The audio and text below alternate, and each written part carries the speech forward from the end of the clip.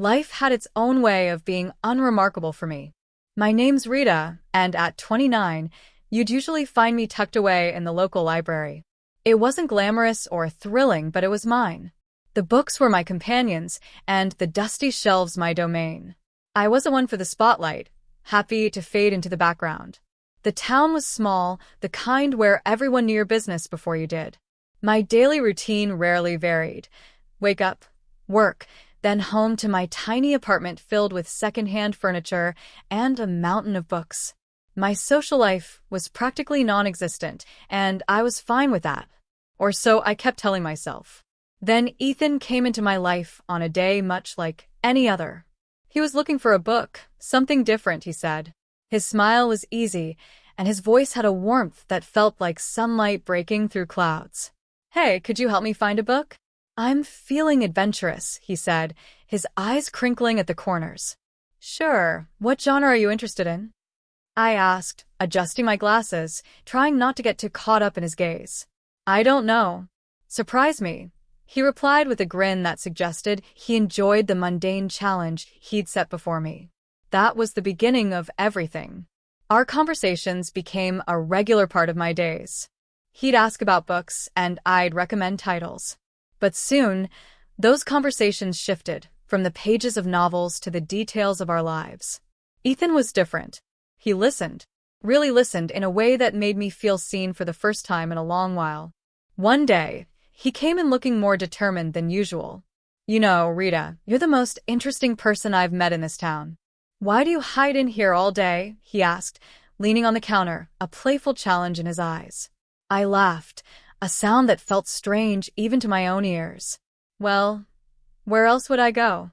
This town isn't exactly bursting with excitement. Ethan's response was quick. Maybe you just need someone to explore it with. How about dinner tonight? My treat. I hesitated. Not used to this kind of attention, I murmured. I don't know, Ethan. Come on. What's the worst that could happen? You spend an evening out with a guy who enjoys your book recommendations. Plus, I promise to make it worth your while. You can show me this hidden gem of a town, he coaxed, his confidence infectious. Against my better judgment, I found myself agreeing. Okay, sure. But no fancy places. I don't do well with all that pomp and deal. Ethan grinned. I'll pick you up at 7. Wear something comfortable. That night changed everything. Ethan showed me parts of the town I'd never seen, despite having lived here my whole life. He made me laugh, a deep, genuine laugh that I hadn't known I was capable of. He listened to my stories, my dreams, my fears, never once making me feel small or insignificant. As we walked back to my apartment, he stopped and looked at me, a seriousness in his eyes. Rita, I know we've only just met, but there's something about you. You're not like anyone I've ever known. You're genuine. And in a world full of fakes, that's rare. I didn't know what to say. No one had ever spoken to me like that before. Ethan, I started. He cut me off gently, placing a finger on my lips. You don't have to say anything. Just know that I see you, Rita. I see the person you are, and I like what I see. Ethan had always been the sweet spot in my day, making everything seem brighter with his care and affection. He had this way of making me feel seen, calling me beautiful, kind, and smart, things I hardly believed about myself. It was his warmth that won me over, making the idea of forever seem not just possible, but real. Desirable. When he popped the question, it felt like a dream. Marry me, Rita. I can't imagine my life without you, he had said, his eyes shining with sincerity. I didn't hesitate. Yes, I breathed out, feeling a mix of excitement and disbelief. But before we could get lost in the whirlwind of wedding planning, there was one crucial step we had to take, meeting his parents. Ethan had given me a heads up, a sort of pre-warning. My folks, they have a bit of a high standard for who I bring home. But don't sweat it, okay? They're going to love you once they see how amazing you are, he assured me. Though his reassurance was kind, it did little to ease my nerves. I was a wreck before the meeting, rummaging through my wardrobe for something that screamed modest, yet dignified. It felt like an impossible dress code to crack. Ethan, on the other hand, was the picture of calm, almost disinterested, as if the outcome of this meeting didn't weigh on him at all. "You're overthinking it, Rita. Just wear what you're comfortable in," he said casually, which only frayed my nerves further. The day arrived. I chose a simple blue dress that I hoped struck the right balance.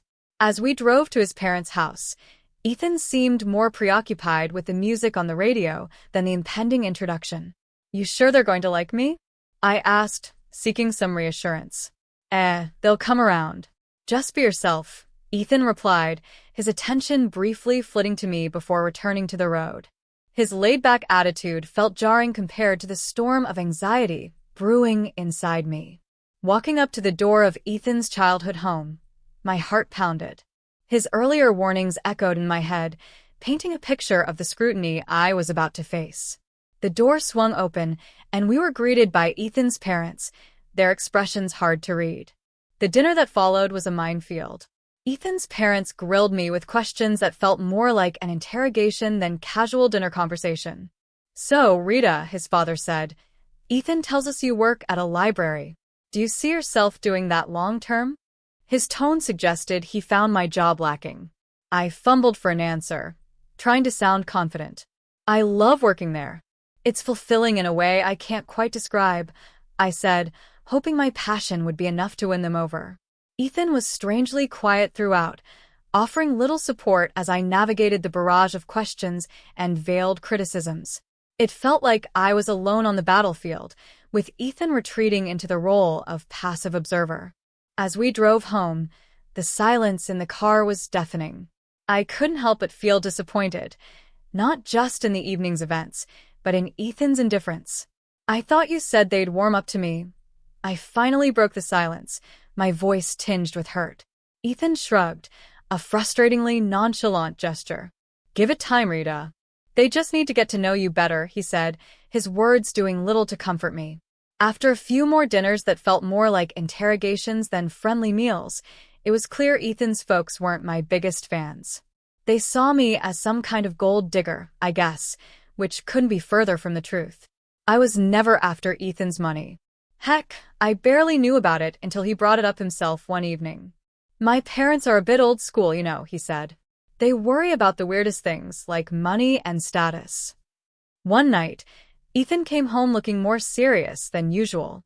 "Babe, we need to talk," he said, avoiding my eyes. That's when I knew something was up. "What's wrong?" I asked, feeling my stomach tie up in knots. "It's my parents," he started, finally looking at me. "They're insisting we sign a prenup." The word felt foreign, bitter on my tongue. "Ethan, you know I don't care about your money, right?" He sighed, running his hands through his hair. "I know. And I don't care about it either, not when it comes to us. But they're adamant about it. They think it'll protect both of us, or whatever." I was hurt. Not going to lie, it felt like they were already betting on our failure. But I loved Ethan more than I cared about his parents' approval or some stupid legal document. "Agreement, fine," I said more sharply than I intended. "Let's sign it and be done with it. Your money, my money, whatever. I don't care. I just want you." Ethan looked relieved, and a part of me hated that. "Thank you, babe."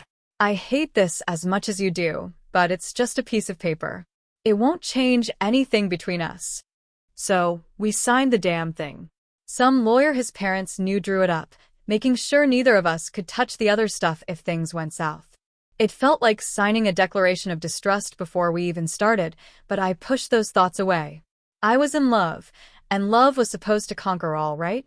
Our wedding was nothing grand, just the way I wanted it. A few close friends, an intimate ceremony, and the promise of forever. I moved into Ethan's place shortly after. It was a nice house, nothing too fancy, but it felt miles away from my old apartment. Ethan's parents lived nearby, which I soon found out meant surprise visits that were more about checking up on me than anything else. Life with Ethan started off like something out of a fairy tale, but it wasn't long before the gloss started to fade, revealing the grim reality beneath. The shift wasn't overnight, but the signs were there, creeping in slowly, eroding what we had built. His mother, Linda, was the first crack in our perfect picture. She dropped by unannounced, her eyes scanning the house like she was taking inventory. Remember, this is Ethan's house. Everything here is his, she said, her voice condescending. I tried to keep my cool. I'm well aware, Linda. I'm not here for your son's things. I love him. She scoffed. Love doesn't pay the bills, dear. Just remember, if you ever leave, you leave with what you came with, nothing. One day, she paraded around the house, pointing out every piece of furniture, every appliance, every knick-knack that Ethan owned. See this couch? Ethan's. That painting? Also Ethan's. Remember, dear, in case things go south, you have no claim over any of it, she said, her voice laced with venomous sweetness. It was as if she relished reminding me of my place in their world. Ethan's father, George, wasn't any better. He and Linda acted like they owned our house, not just visiting. They'd demand coffee the moment they walked in, critique how I made it too weak or too strong, then sit in front of the TV, expecting me to wait on them hand and foot. Grab us some of those chips, will you? And maybe wash those clothes piling up in the corner while you're at it, George would say, not even bothering to look at me. The worst part? Ethan never said a word against it. He'd laugh along, adding his own jabs. Yeah, she's still learning how to do things right around here. Give her time. I felt like I was losing my mind. This wasn't the man I married. This was someone else, someone cruel and dismissive. Do you even hear yourself? How can you let them treat me like this? I'd confront Ethan after his parents left. Babe, they're just set in their ways. You know how old people are, he'd shrug it off, making it sound like I was the one overreacting. They don't mean anything by it. Plus, you know we're on their dime. Can't bite the hand that feeds, right? That line hit me like a slap in the face. So that was it. I was just the freeloader, the girl who married into their little empire and had to play by their rules or get out. My job at the library, which I loved, was a joke to them, just another reason to look down on me. The days blurred into each other, each one a repetition of the last, until that unremarkable Tuesday when everything changed. I was at work, shelving books, when I felt a sharp pain in my stomach, doubling me over. It wasn't just stress. It was something more, something worse. The next thing I knew, I was in the hospital, the sterile smell of antiseptic filling my nostrils. Lying in that hospital bed, I couldn't help but think how this was a new low, alone in pain, and not a single message or call from Ethan. Just when I thought things couldn't get any darker, a knock on the door. A visitor, the nurse announced. I didn't expect anyone, but I wasn't prepared for who stood at the door. The man at the door was dressed in a suit, holding a briefcase, looking wildly out of place in the sterile hospital room. Yeah, that's me. Who are you? My voice was weak, tired from the pain and the endless cycle of disappointment. I'm Michael Johnson, a notary. I have something important to discuss with you, he said, his tone formal, but there was something in his eyes that made me want to listen. I motioned for him to continue. Curiosity piqued despite the situation. It's about your great-uncle Edward Turner. He passed away recently, and well, you're his sole heir, Rita. He left you an inheritance. The words didn't make sense at first. Are you sure you've got the right person? I asked. I haven't seen him for 15 years. Michael nodded, quite sure. He was a private man, but always remembered you. He wanted to make sure you were taken care of. Lying in the hospital bed, feeling a mix of confusion and anticipation, I watched as the notary prepared to delve into the specifics of my great-uncle's will. He cleared his throat, opened his briefcase, and laid out the documents in front of him. Rita, your great-uncle was a man of substantial wealth and taste, Michael began, his voice steady and matter-of-fact. He left you quite the inheritance. We're not just talking about cash here, though there's plenty of that. $20 million to be exact. I blinked, still trying to wrap my head around the numbers. 20 million? I echoed, feeling my voice crack. That's right, he continued, unfazed by my shock. But there's more. You're also inheriting shares in several large companies. These are not minor investments. We're talking significant stakes in some of the most stable and profitable firms out there. My mind raced, trying to comprehend the magnitude of what he was saying. Owning parts of companies I'd only heard about on the news seemed like a fantasy. And there's the property, Michael went on, flipping through the papers. An old, large house in one of the most prestigious areas. It's not just any house, Rita. It's a mansion with history, acres of land, and it's all yours now. I tried to imagine the house, the kind of place I'd only seen in movies. It was overwhelming, to say the least. Don't forget about the antique car, he added with a slight smile, as if anticipating my reaction. A classic, fully restored, and in mint condition. It's a collector's dream. I chuckled, the situation bordering on surreal. An antique car, too? What am I going to do with that? I barely drive as it is. Michael's smile widened. Well, it's yours to do with as you please. Maybe take it for a spin now and then. And then there's the furniture and paintings inside the house, he added. Genuine antiques, some of them centuries old. Your great-uncle had an eye for the finer things in life. The room felt smaller, the air thicker, as I tried to digest everything he was saying. So, I've inherited a fortune, a company, a mansion, an antique car, and a collection of art and furniture. That's unbelievable. It's all yours, Rita, Michael said gently. Your great-uncle wanted to make sure you were well taken care of. It seems he saw something special in you. Special? I felt anything but, especially lying in a hospital bed after the worst few months of my life. Yet here I was, a millionaire many times over, entrusted with a legacy I didn't even know existed. Thank you, Mr. Johnson. This is a lot to take in. I don't even know where to start, I admitted, feeling a mix of gratitude, disbelief, and an overwhelming sense of responsibility. We'll take it one step at a time, he assured me. I'm here to help you through the entire process. As if on cue, my phone buzzed. Ethan's name flashed on the screen for the first time in days. Ignoring it, I turned back to Michael. What happens now? We'll need to process some paperwork, but the inheritance is yours. Your life is about to change, Rita. Change it did. After the unexpected windfall landed in my lap, Ethan and his folks turned a new leaf, or so it seemed. Their daily hospital visits were like scenes from a sappy movie. Ethan, who couldn't be bothered to check on me before, now hovered constantly, adjusting my blanket with a concerned furrow on his brow.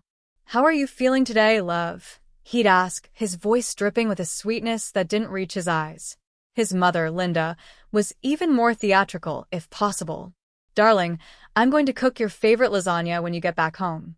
Just you wait, she said, her smile wide but not quite reaching her eyes. It was all too much, too sudden.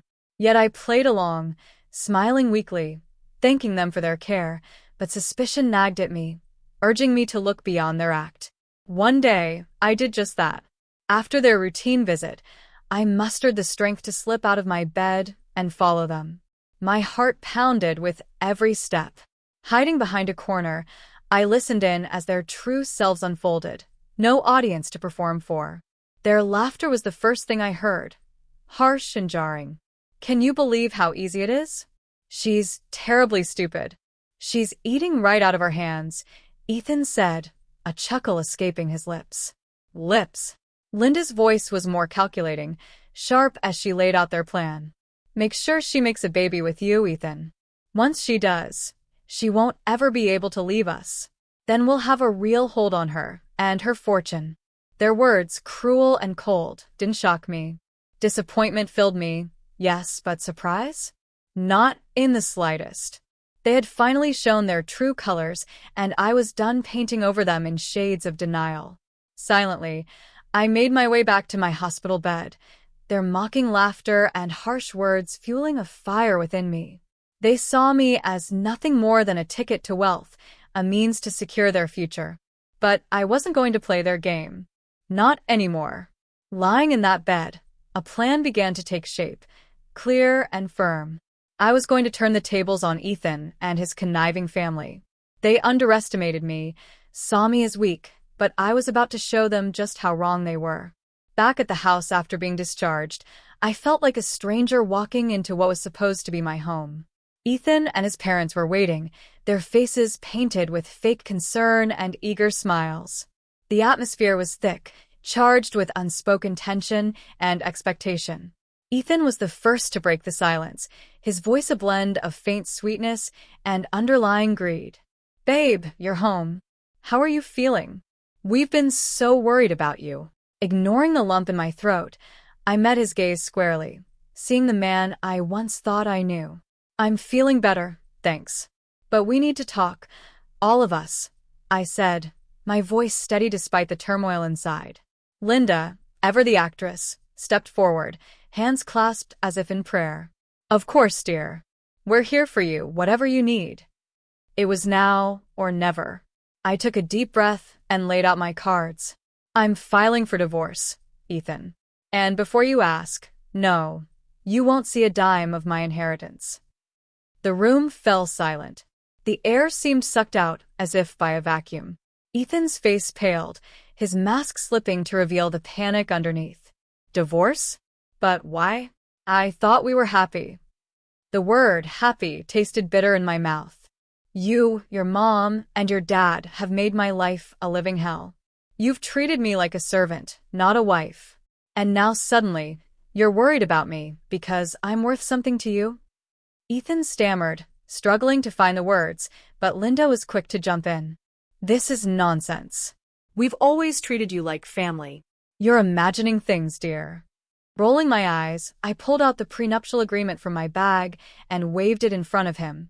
This is what saved me. You thought you could play me, but I'm not the naive girl you took me for. George, silent until now, finally spoke. His voice a mix of anger and defeat. You'll regret this. We're your family. No, I said firmly. You were never my family.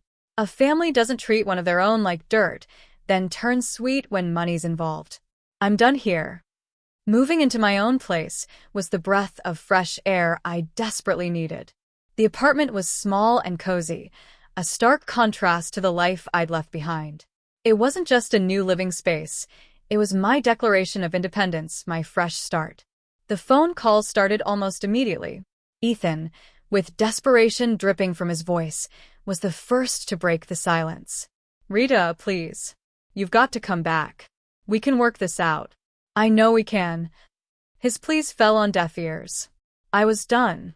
No amount of begging could change that. Ethan, it's over. I'm not coming back. You need to accept that, I said, my voice firm, leaving no room for negotiation. Not long after, Linda chimed in, her tone a toxic mix of anger and guilt tripping. Ungrateful.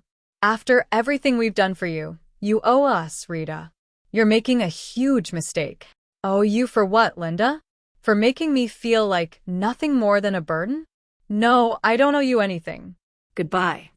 Hanging up on her felt like shedding a heavy weight, a final cut from the ties that had bound me to a life of misery.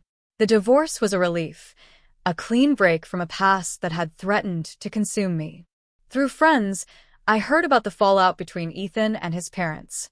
The irony wasn't lost on me. The very document they had insisted on, the prenuptial agreement, was now the source of their family strife. With my great-uncle's inheritance securely in my name, I found purpose and generosity. A significant portion went to charities that mattered to me, causes that could make a real difference in the world. But it was the bookstore that became my passion project, a cozy haven for lovers of old and rare books. It was my way of reconnecting with the world on my own terms. My journey hadn't been easy, fraught with challenges and hard takes, but standing in my bookstore, surrounded by the stories of countless others, I knew I had found my happy ending. It wasn't just about moving on from Ethan and his family's manipulation. It was about rediscovering who I was and what I loved. Here's to new beginnings, I toasted to myself one quiet evening after closing up shop. The road ahead was uncertain, but it was mine to travel, filled with possibilities and the promise of newfound happiness. Please feel free to comment below if you like this. Remember to like and subscribe for more.